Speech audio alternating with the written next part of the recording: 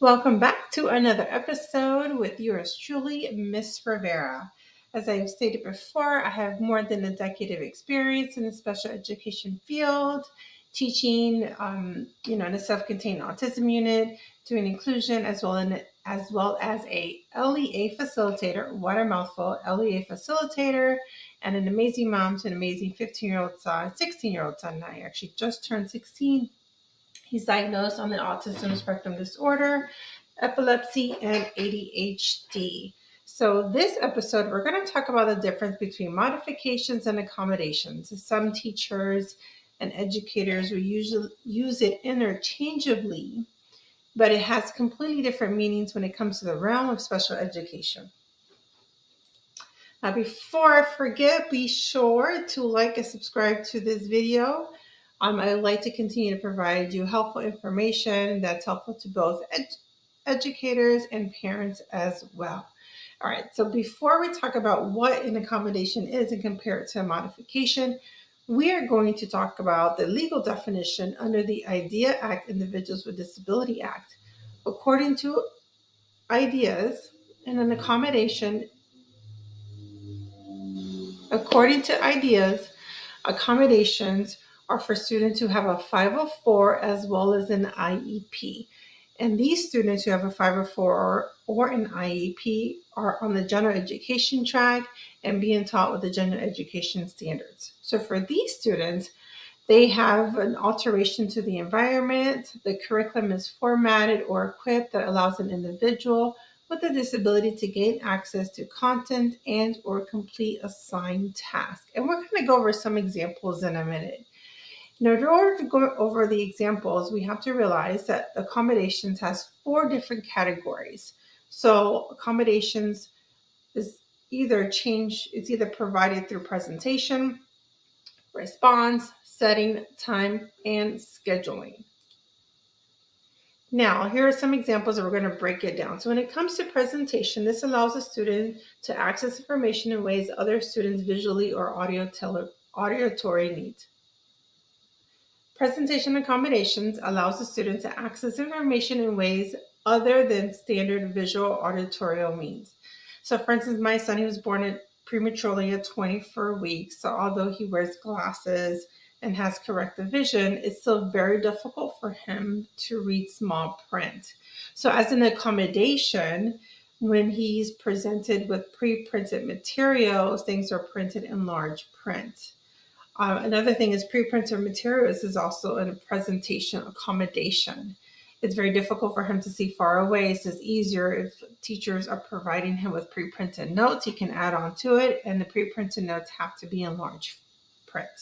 Another accommodation could be visual cues, color-coded, audiobooks. Those are presentation accommodations.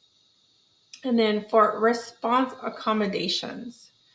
So this allows students to complete assignments or assessments through ways other than typical verbal or written responses. So some examples could be speech to text software. If it's a written district test, the student, can scribe or they can provide their scriber oral response and that person will write it down. I've had that where I've had a student during an oral examination, a written examination, and it was difficult for them to write because I had been working with that student for the entire year. She already knew how she was able to communicate to me what she wanted written down. I also was, because I had worked with her all year round, I knew the words that she could spell and she couldn't spell. And she had to dictate to me, if the sentence had ended, what was the punctuation, as well as if we needed to capitalize anything. So it's a skill that the special education teacher should and the gen ed teacher should be providing or working with the student for year round. So when we do have those district and state tests, the student is already used to the accommodation and have been utilizing the accommodation. Then we have settings, allows for a change in the environment or how the environment is structured. So this could be preferential seating, testing in a separate location, as well as if there's any testing that they be tested with a person that they're familiar with to help reduce anxiety and frustration. Time and scheduling accommodations allows for changes to when and how long students have to complete assignments or assessments. Allow assignments to be broken down into smaller sections.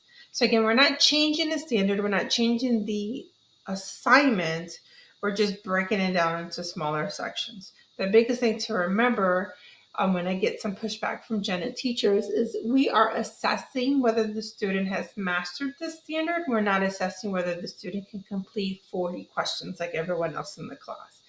We just need to make sure that the student has mastered the standard or is heading towards mastery of that skill. And so some examples could be extended time to complete tasks, sometimes extended time for a response. I have some students who provide them a question and they need extra time for processing and completing tasks, frequent breaks, breaking things into shorter sessions. When there's district or state examinations or assessments, a student can be allowed to have breaks within that, and then also in a separate setting, a familiar person. And if they're used to receiving large print throughout the year, when a student is taking these assessments, those has to be presented in long print.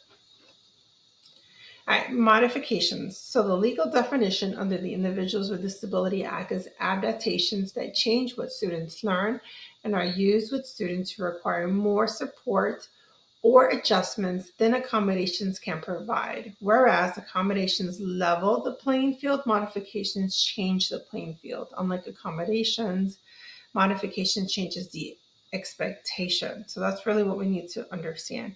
The other difference between with modifications is students who receive modifications are on an alternative track. And so I'll go over that into more detail. So here we have an example of the Kansas City State of Education. They have their general education standard, and then they have their essential elements. So those are students who are not able to work on the general education track based on the IEP decision, so they're working on a modified track or modified curriculum. And this is the IEP decision. This is based on the IEP. This is for students to be on a modified track. The decision is made by the IEP team. In order for students to be on a modified track, the IEP team has determined that the student is best served or their needs are best met with a modified curriculum. Typically, students who are in a modified curriculum are in a separate class, but there are some cases where students can be in a regular class and the special education teacher would work with the general education teacher, the gen ed teacher, and providing them with modified assignments that they can do in the class. So for this example, so we have the subject ELA, language arts. The grade is third grade. So we look at the grade level standard. So a third grader should be able to distinguish shades of meaning among related words that describe state of mind or degrees of certainty. So such as knew, believed, suspected, heard, or wondered. Now we look at essential elements, which students on a modified curriculum, the standard that they have to meet is identify words that describe personal emotional states. Now within the modified curriculum or the modified standard, there's different levels. So we have initiate, precursor, and then we have successor. Successor is more of a student who's able to meet the standard independently. Initial precursor is a student who's kind of more being introduced to the modified standard, but not really able to achieve it and requires a little bit more support. So for example, the initial precursor under the essential element of identify words that describe personal and emotional states.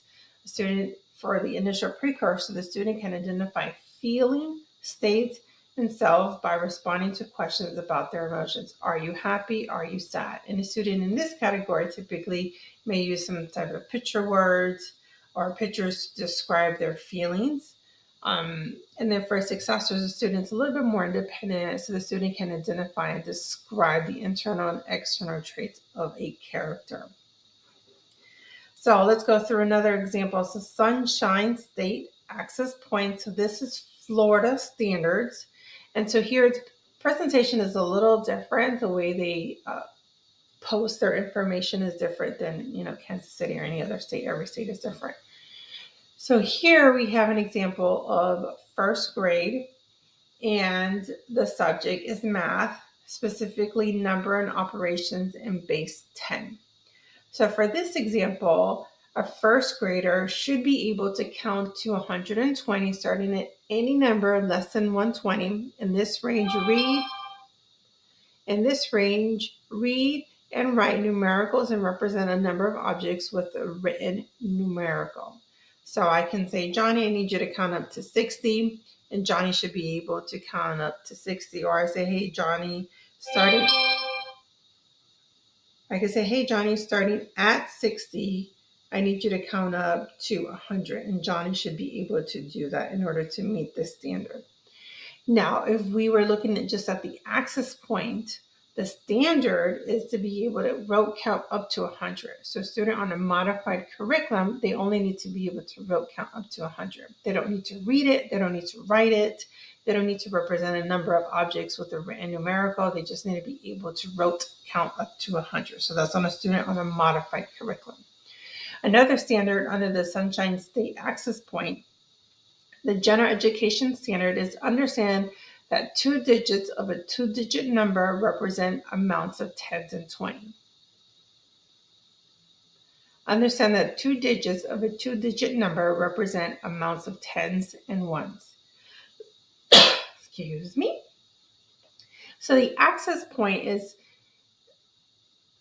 build representation of a number up to 31 by creating a group of 10 and some 1s. You can see that the standard is completely different and is simplified.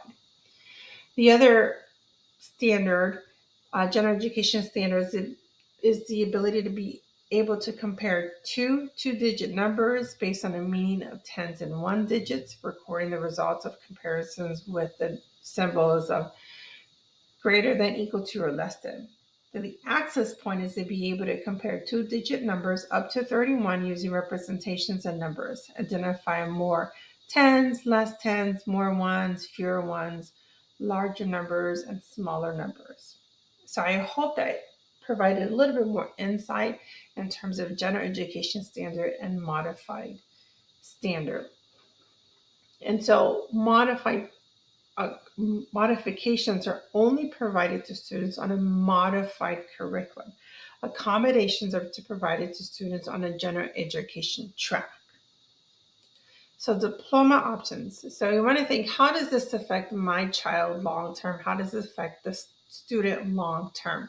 Long-term students who are provided accommodations, whether a 504 or an IEP, are on a general education track, which means they'll be able to graduate with a high school diploma. Students on a modified track with modifications are on an alternative track, and depending on state to state, sometimes they'll get a high school diploma, but it'll state on there that it's more of a completion, or it's an alternative diploma. So it all depends state to state, but it's not a high school diploma. And for modifications, states are now required to have at least 1% of the population, at least states.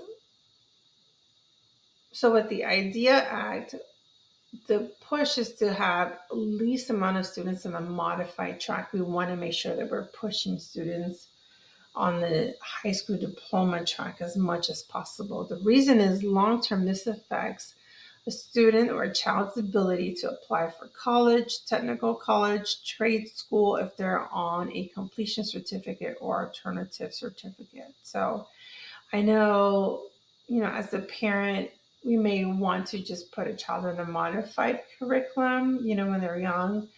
But I always tell parents, wait until like 3rd, 4th grade to make sure that we're giving the child the opportunity to be exposed to general education curriculum with reasonable accommodations. I always think about long term. All right, so review time. I am a teacher, so obviously I'm going to test you at the end. So let's go through some examples. My child has a difficult time with homework. Can I ask for a reduction of homework? And if I ask for reduction of homework, will that be a modification or accommodation? So I'll give you guys about 5 seconds. 5, 4, 3, 2, 1. So yes, it's an accommodation. As long as the homework is not different than what everyone else is doing. So you can ask for the assignment to be shortened. Again, my question that I posed to Jenna and teachers is, are we testing to see if the student has mastered the standard, or are we testing to see if the student is able to do 40 questions? Okay, so as long as the student is doing the same homework as everyone else, but it is shortened or breaking down, it's an accommodation. Now, if the student is doing a completely different homework than everyone else in the class, then it is a modification. Next question. My child is taking a geography test on the US map. He needs to identify 5 states by memory. Can he be given a completely different test? So instead of being tested on the US map, he's tested on, what are some local things in the area, like what are some local landmarks in the area. And so would that be considered a modification or accommodation? Give you guys about 5 seconds. Okay, it is a modification because the student is tested on a completely different standard. Is in the 3rd grade. My child is in the third grade. The class is tested on 3rd grade materials, but my child is tested on modification or accommodation. An accommodation or modification. Give you guys about 5. It is a modification. It's a modification because the student, again, is being tested on a completely different standard. My child is taking a geography test on the US map. He needs to identify 5 states by memory. Can he have multiple choice as an option? So is this accommodation or modification? Give you guys about 5 seconds. Yes, it is an accommodation because the student is still being tested on the standard. The curriculum has not changed. It's just the presentation of it and the ability and the response has changed. That's an accommodation, still being tested on the same standard. I want to thank you so much for watching and for supporting my channel. So again, my goal is to be a support and a resource to teachers and parents in and out of the classroom. I appreciate your time. Thanks so much. Stay tuned for episode 3.